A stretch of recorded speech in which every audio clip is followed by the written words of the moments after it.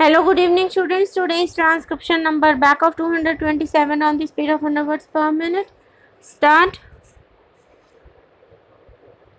If the railway checking staff is increased, ticketless travel will go down, provided that you make it worthwhile for the railway staff to carry out their duties.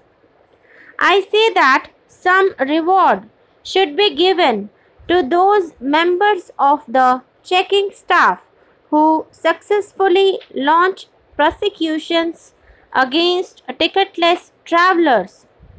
I think, sir, if they have a prospect held out to them that in case they are able to catch ticketless travelers, they will be given some reward. They will be more active. Then, sir, there is no room for self-complacency so far as our second-class traveling facilities are concerned. I gratefully recognize that the railway minister is doing his best, but I think that this can be improved and should be improved. There should be more Janta trains for second-class passengers. I find, sir, that there is going to be a provision for more fans for first-class passengers. Well, I do not grudge that facility to the first-class passengers, but I would like more facilities to be given to our second-class passengers because it is they who contribute most to their revenues. It is heart-rending to see our overcrowded trains, and we anticipate that there will be an increase in our railway traffic. As a matter of fact, I think that when our women get fully emancipated, they will be traveling much more in our railways than they are doing today. You go and see the Western countries.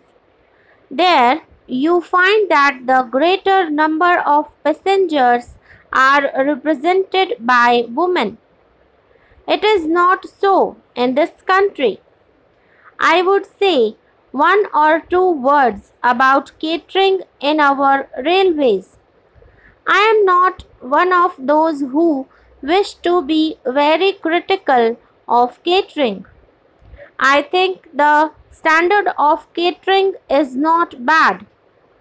On the whole, it is fairly reasonable, but the number of waiters in our platforms requires to be greatly increased.